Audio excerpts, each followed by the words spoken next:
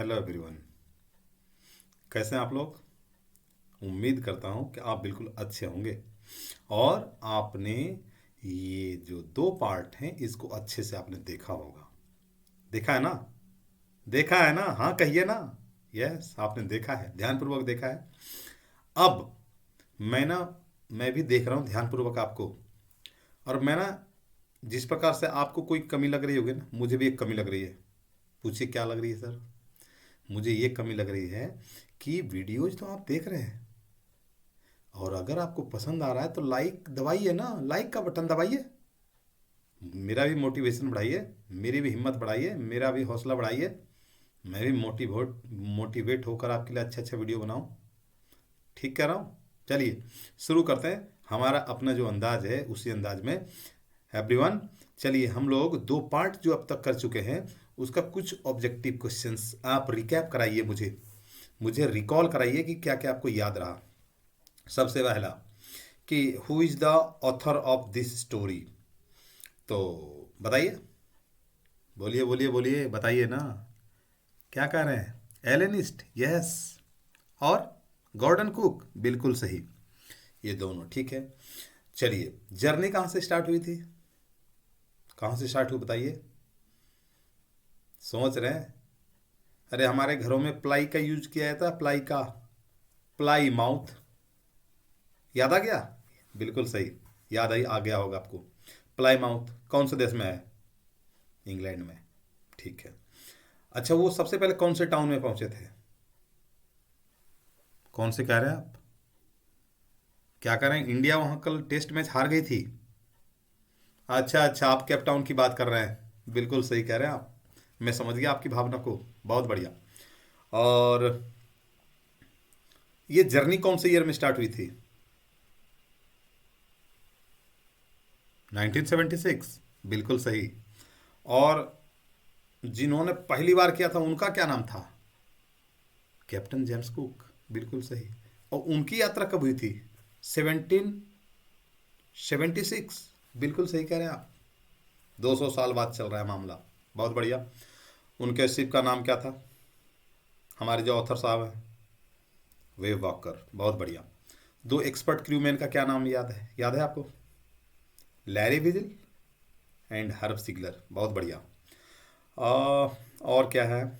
और कोई क्वेश्चन बताइए। कोई डाउट है आपको? नहीं।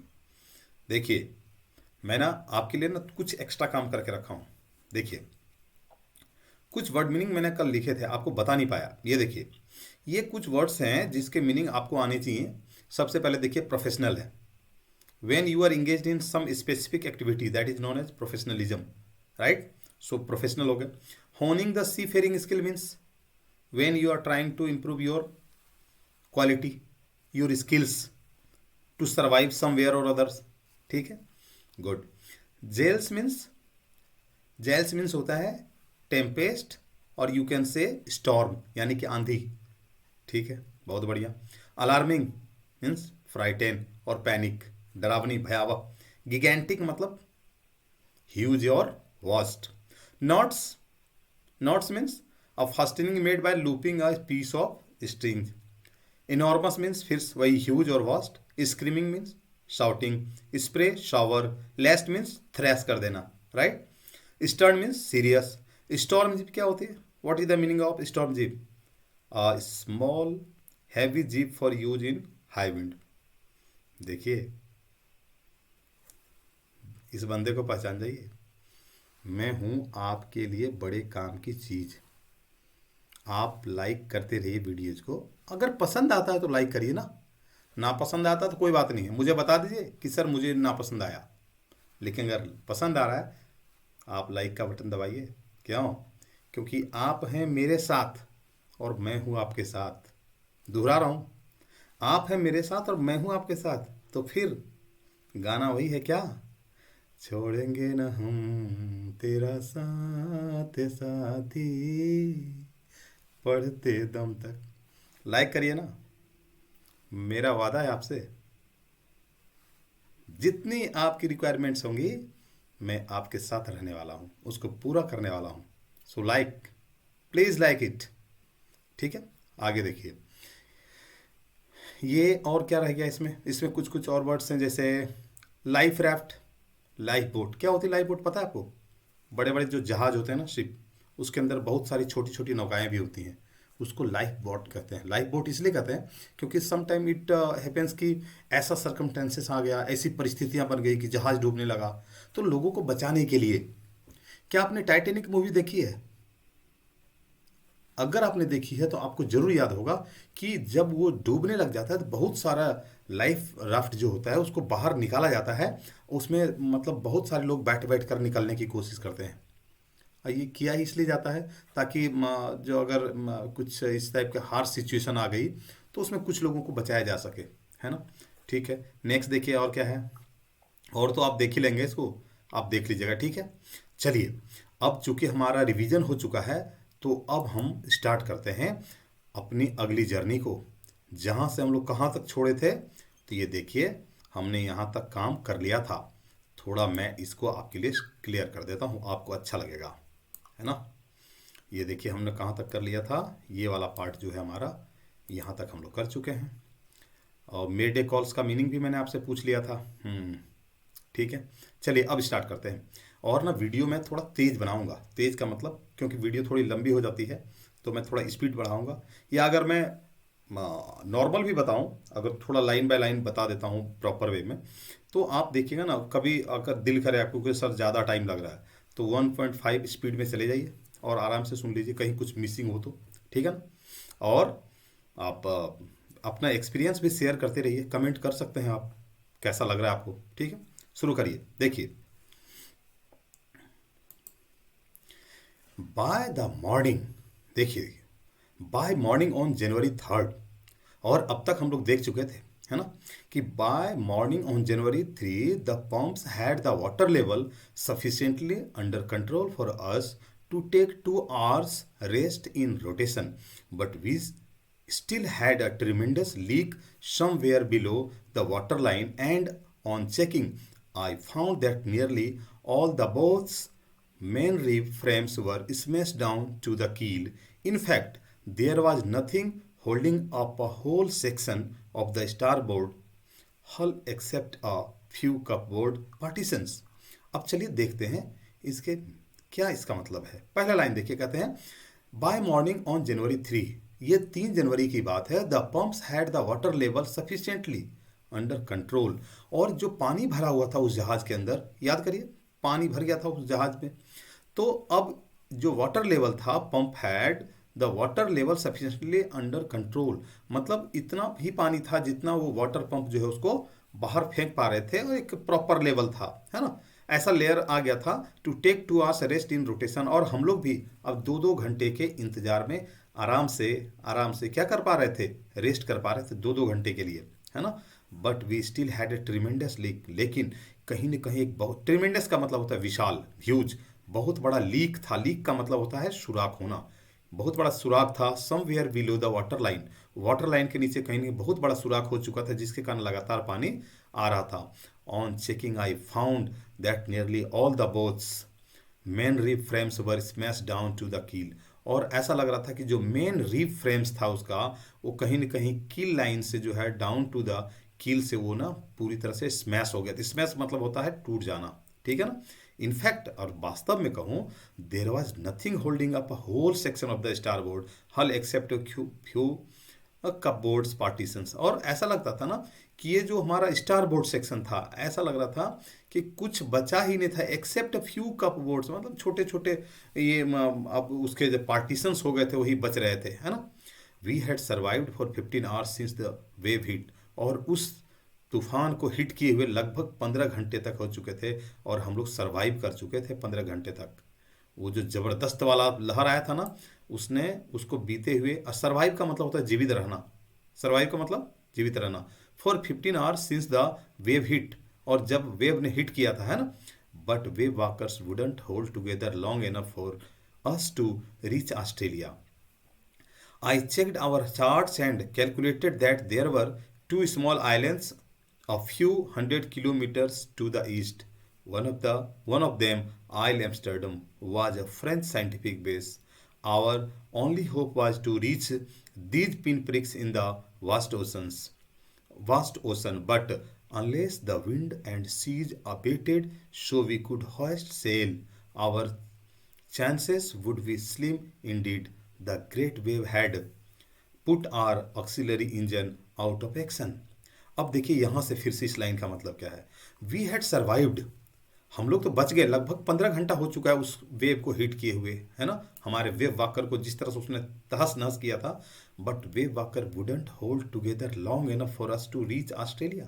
लेकिन वेव वाकर में उसके शरीर को इतना तोड़ चुका था वह लहर, वह तूफान, वह जो तरंग आई थी, है ना, कि अब जो वेव वाकर में इतनी हिम्मत नहीं बची थी कि हम लोगों को ऑस्ट्रेलिया तक लेकर जाए। आपको याद है ना, आपको मैं एक बार दिखाऊं क्या उसको। ये देखिए, यहाँ से हम लोग चल रहे हैं, आइल एम्स्टर्डम यहाँ बीच में है ना, और ये देखिए है ऑस्ट्रेलिया। लेकिन यहाँ पे हालत ऐसी कर रखी है इस वेव वाकर की, यहाँ बेचारा ये अब यहाँ तक पहुँचने की स्थिति में नहीं है, ऑस्ट्रेलिया तक पहुँचने की स्थिति में नहीं है। तो फिर हम लोग देखते हैं कि आगे क्या बनता है, कहाँ तक पहुँचते हैं हम लोग, ठीक है ना। देखिए, कहते हैं, ऑथर कह रहे हैं,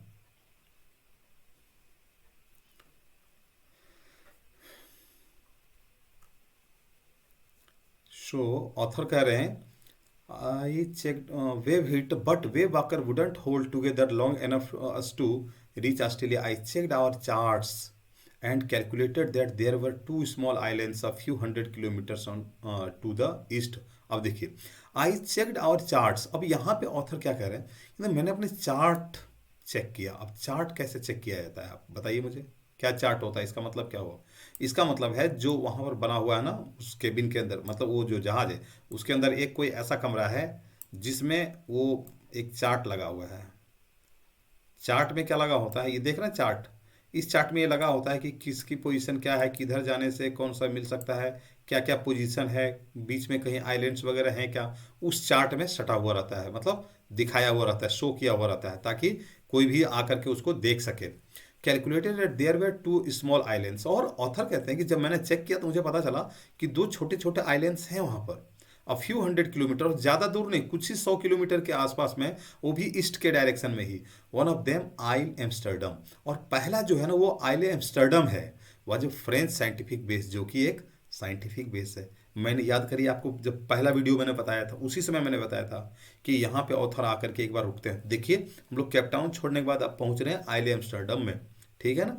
कहते हैं, क्या कहते हैं कि one of isle, it's a French scientific base. मैंने आपको बताया था कि ये फ्रांस का साइंटिफिक बेस था। आवर ओनली होप वाज, और हम लोगों की एकमात्र उम्मीद क्या थी, to reach this pin pricks in the vast oceans. और अब हम लोगों की एकमात्र उम्मीद थी कि ये जो pin pricks in the vast oceans का मतलब क्या होता है, pin pricks in the vast ocean का मतलब होता है insignificant place to search in a huge ocean. इतने विशाल महासागर के अंदर कोई छोटा मोटा जगह ढूंढना, पूरा 1.5 लाख किलोमीटर से भी ज़्यादा वो फैला हुआ है, और उसमें एक छोटा सा बेस जो कि 60-65 किलोमीटर का रहा होगा। आप लगा लीजिए कि मतलब कोई युद्ध का मैदान छोटा सा इस टाइप का। समझ रहे बात को, बिल्कुल, मुझे उम्मीद है आप प्रॉपर समझ रहे हैं। But unless the wind and seas abated so we could hoist sail. जब तक लेकिन हवा रुकती नहीं है, थोड़ी स्लो नहीं होती है, कि तब तक हम अपना जो सेल है उसको कैसे बांधेंगे, नहीं बांध पाएंगे ना। Our chances would be slim indeed, और हमारे तो मौके भी बिल्कुल ही कम से कम होते चले जा रहे हैं।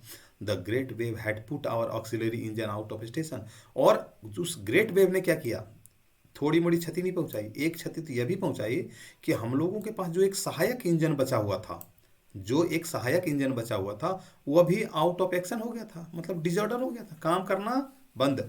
आपने देखा होगा, अपने लाइफ का एक्सपीरियंस आप शेयर करिए। जब मुसीबतें आती हैं चारों तरफ से आती हैं, घेर के आती हैं, और उस टाइम पे हमारे अपने भी हम लोगों का साथ छोड़ देते हैं। You your self is responsible. आप अपने आप को कैसे सरवाइव करेंगे, you should know better than any one in this world. इसीलिए जब मुसीबत आए ना, आप अपने ऊपर उठाइए उसे, किसी को मत बताइए मेरे ऊपर ये मुसीबत है। जीवन में आपको मैं सीख बताता हूँ, जीवन में कभी भी एक तो हार ना मानिए, जिंदगी में कोशिश करते रहिए, है ना। हमेशा इस बात का ध्यान रखें, कोशिश करते रहिए, और जीत उसी की हुई है जो ज़िंदगी में लड़ा है ना। और मैंने पहले दिन भी कहा था, आज भी कहता हूँ, कोश मतलब कोशिश, भाग्य पे भरोसा करने वालों को सिर्फ उतना ही मिलता है जितना कोशिश करने वाले छोड़ देते हैं। कलाम साहब का ये बहुत प्रसिद्ध कथन है, समझ रहे हैं ना। इसलिए अपनी कोशिश को जारी रखिए। अब इस ऑथर से देखिए ना, ऑथर से सीखिए इस चीज़ को। The great wave had put, और उनका जो एक्शन है, अब देखिए उधर पहले दो ऑलरेडी खराब हो चुका था, शॉर्ट सर्किट हो गया, सब कुछ डिस्ट्रॉय, मतलब मुसीबत आई है, चारों ओर से आई हुई है, आप देख पा रहे हैं। और अभी जो एक इनके पास एक हैंडपम्प बचा हुआ था, वो भी जाता रहा, वो भी आउट ऑफ एक्शन हो गया। On January 4, after 36 hours of continuous pumping, we reach the last few centimetres of water.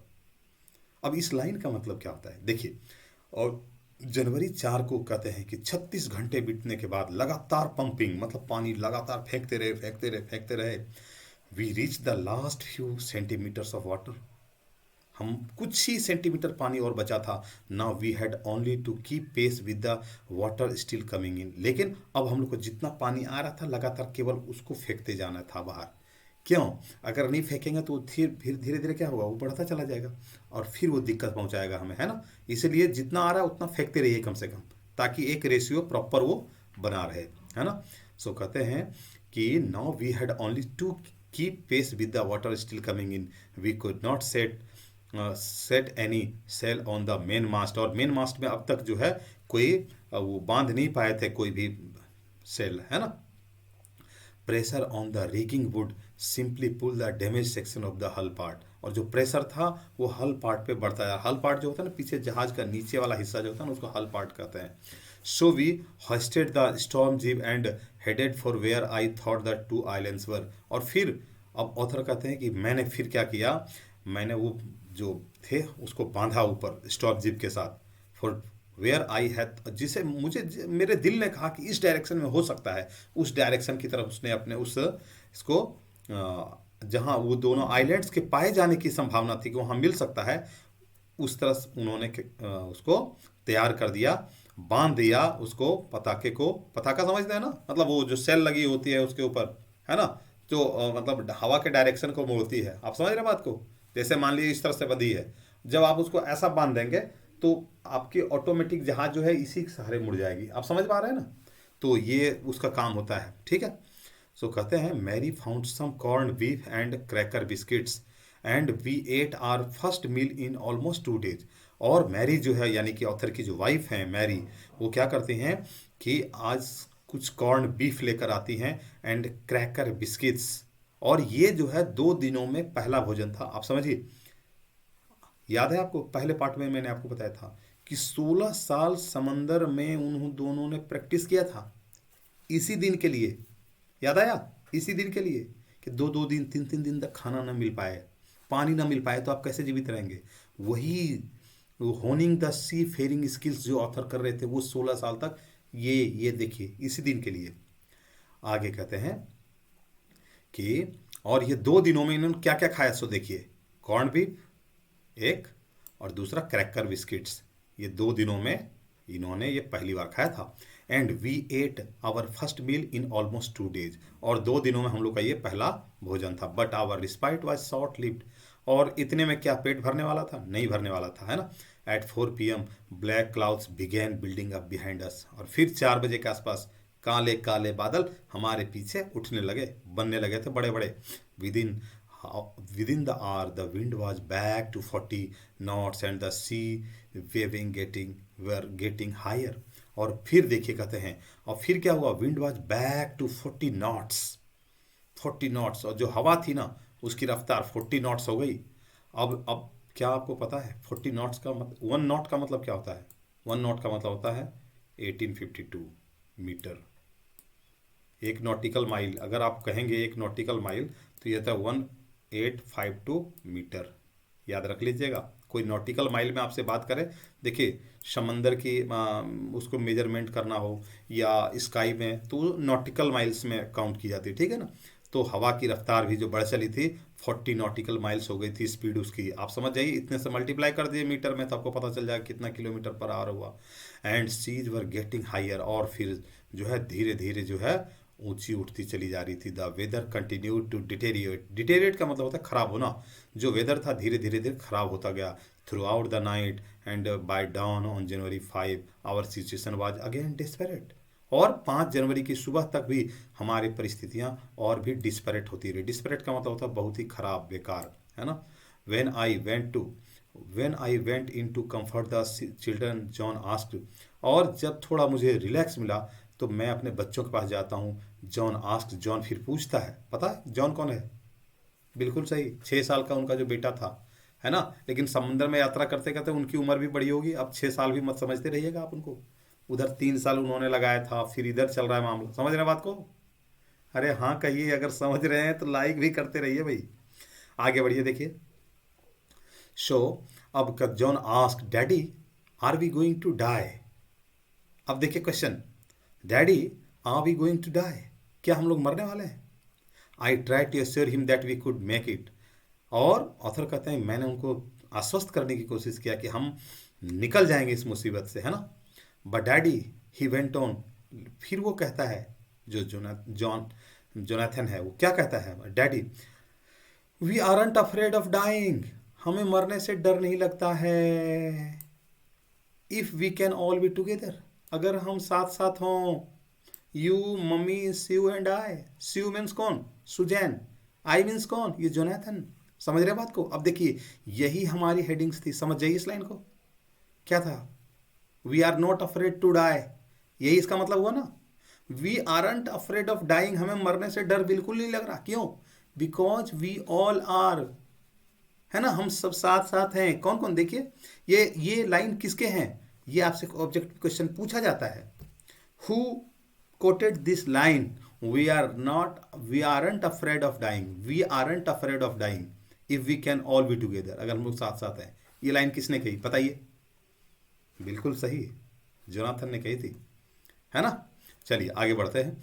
देखिए, कहते हैं कि I could find no words with which to respond, और जो जोनाथन ने कहा था, जोनाथन ने सही कह रहा हूं ना मैं, याद रखिएगा, जॉनसन ना हो जाए वो जोनाथन कहीं। जो भी है आप देख लीजिएगा, 2 वीडियो अपने ध्यान से देखा है। अगर मैं जोनाथन कहूँगा आप तुरंत पकड़ लेना कि सर आप हम लोगों को गंवाने की कोशिश कर रहे हैं, उसका नाम तो ये था, राइट। चलिए, बीच बीच में कुछ ऐसा बोलता रहूँगा, ध्यान से देखिएगा, वरना गड़बड़ करा दूंगा मैं, ठीक है। चलिए, I could find no words which to respond, author saying कि अब मेरे पास कोई शब्द नहीं था कि मैं क्या जवाब दूं। But I left the children के which determined to fight the sea with everything, लेकिन उनके ये शब्द जो थे ना, मुझे मनोबल बढ़ा गया मेरी ताकत को, कि मैं जितनी ताकत हो सकता है मैं लगाऊंगा, और लगा के इन बच्चों को हर हालत में अपने बच्चों को सेव करूंगा।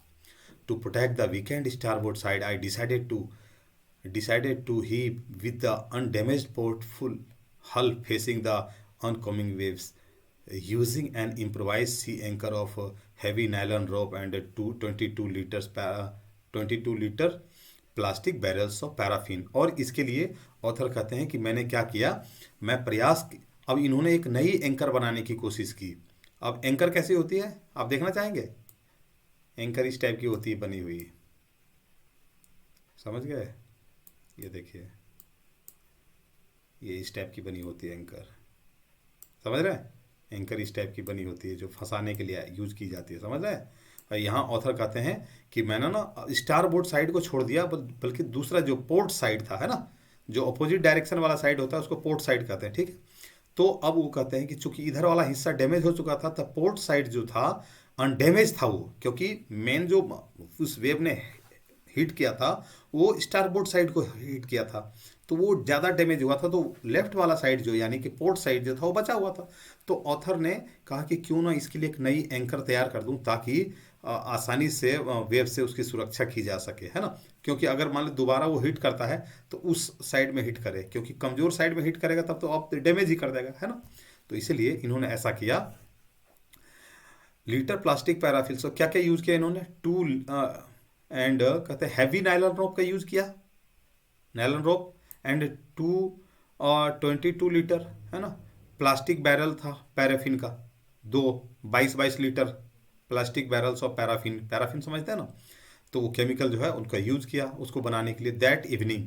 और उस शाम में क्या होता है, Mary and I sat together holding hands as the motion of the ship brought more and more water in through the broken planks we both felt the end was very near. और उस शाम को मैं और Mary, author कहते मैं अपनी पत्नी मैरी के साथ बैठा हुआ था हाथों में हाथ डालकर, as the motion of the sea brought more and more water in through the broken planks. और पानी के अंदर बहुत अधिक से अधिक वाटर आता जा रहा था और हम लोग को एहसास हो चुका था, we both felt the end was very near, कि हम लोग बस अपनी मौत के करीब पहुंचने ही वाले हैं।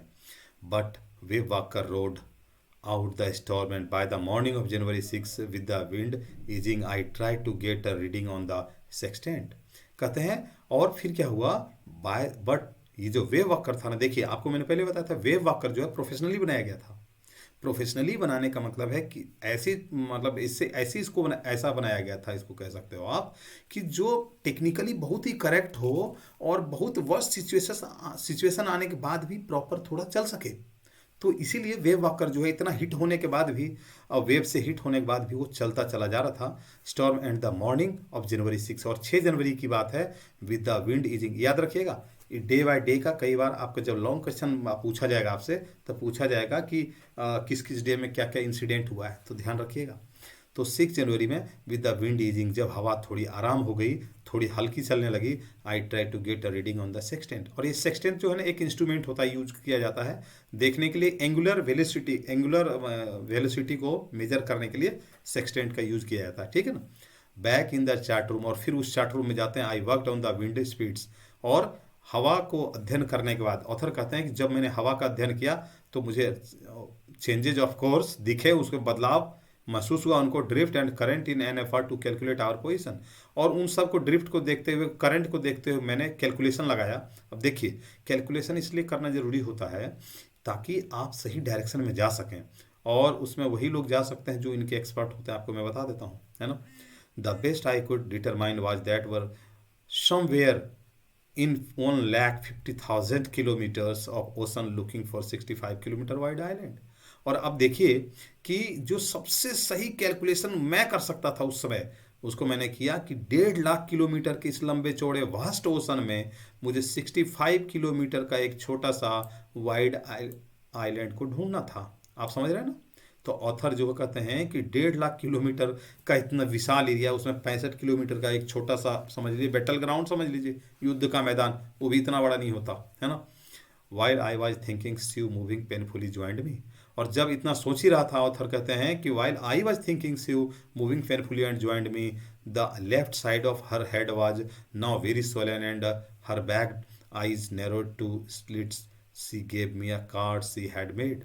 और उसी समय शिव जो है यानी सुजैन जो है आती है दर्द से कराती हुई, पेनफुली आती है उनके पास, and the left side of her head, और उसका जो लेफ्ट साइड होता है हेड का क्या होता है, बहुत फूल चुका है, and her black and eyes narrowed, और उसके जो आइज होती हैं ना बिल्कुल एकदम कम हो जाती है, क्योंकि सूजन के बाद जो है ना वो छोटी हो जाती है हमारी आंखें।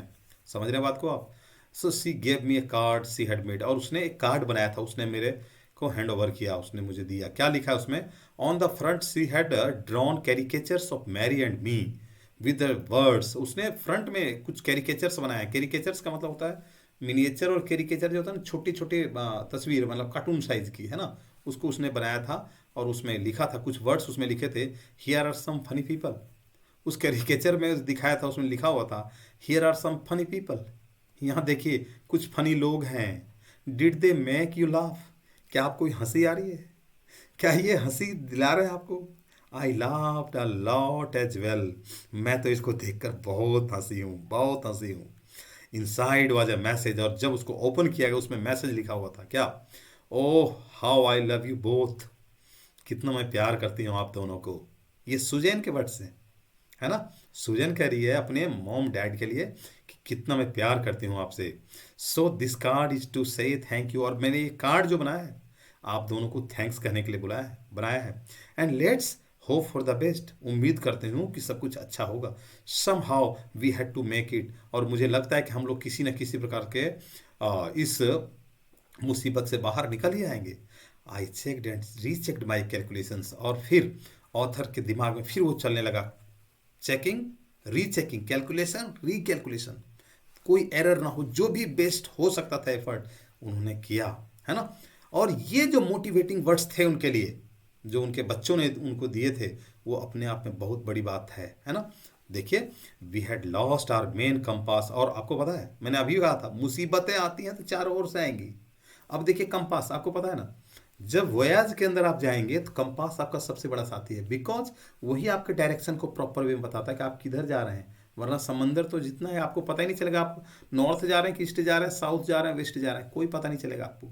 लेकिन ये कंपास बता रहा है, बताएगा आप इस डायरेक्शन में जा रहे हैं, इतना डिग्री नॉर्थ, इतना डिग्री साउथ, इतना डिग्री आपका एंगल बना हुआ है। समझ रहे बात को? तो ये चीज़ जो है बहुत ही इंपॉर्टेंट थी। अब वो कंपास भी खो चुका है उनका, है ना, which had not been corrected for magnetic variations, और उनके पास जो था ना वो मैग्नेटिकली वो करेक्ट नहीं था, वो उसमें वेरी कर जाता था, मतलब डायरेक्शन इतना बता रहा था, पता चला वो इतना जा रहा है। आप समझ रहे बात को? हाँ। तो I made an allowance for this and another estimate of the influence of the westerly currents which flow through this part of the Indian ocean, और उस इंडियन ओशन में जो एक वेस्टर्ली करेंट होती है वो चला करती है। फिर ऑथर कहते हैं कि मैंने अपने पूरी ताकत, पूरे दिमाग लगाया, पूरे इन्फ्लुएंस उस वेस्टर्ली विंड का मैंने अनुमान लगाया कि किस टाइप से डायरेक्शन में किस तरह से हमें ले जा सकता है। वो सब करने के बाद वो कहते हैं about 2 PM I went on deck and asked Larry to steer course of 185 degree. If we were lucky, I told him with a conviction I did not feel he could expect to see the island at about 5 PM.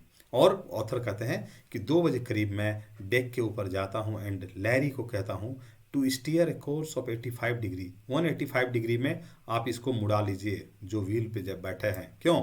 If we were lucky, और अगर हम लोग lucky हुए, आप समझ रहे हैं lucky होना मतलब अगर भाग्य का साथ हम लोग को मिले।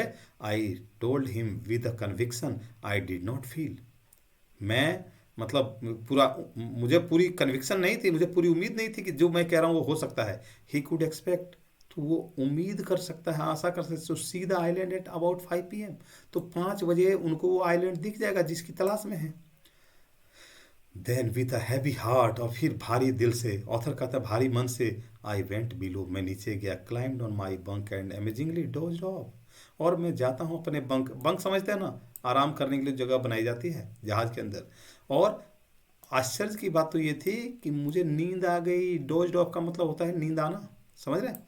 When I woke up, woke it was 6 PM, और जब मैं जगा तो 6 बज चुके थे एंड ग्रोइंग डार्क, और अंधेरा होने वाला था। I knew we must have miss the island, और चूंकि अनुमान था कि 5 बजे वो पहुंच जाएंगे और अब 6 बज चुका है, तो उनको लगा कि हमने मिस कर दिया है। And with the sail we had left we couldn't hope to beat back in to the westerly winds, और जितना सेल बचा था उनके पास, समझ रहे हैं ना, जितना वो कपड़ा बचा हुआ था, वो समझ रहे हैं, सेल जो लगाई जाती है पतवार, ये देखिए ये है, इसमें जो कपड़ा लगाया जाता है ना, वो डायरेक्शन, एयर के डायरेक्शन को चेंज करने के लिए। अब वो बहुत ज़्यादा डैमेज हो चुका है, तो अब इतना नहीं बचा है कि वापस 1 घंटा इधर वापस आ सके। जो वेस्टर्ली करंट होती है ना, वो बहुत जोरदार चलने वाली हवा होती है, समझ रहे हैं। At the moment a tousled head appeared by my bunk, और अचानक से एक बंक में कोई ऊपर आता है, मेरे पास अपीयर होता है। Can I have a hug, Jonathan ask, और जोनाथन कहता है, आता है और कहता है क्या मैं आपसे गले लग सकता हूँ।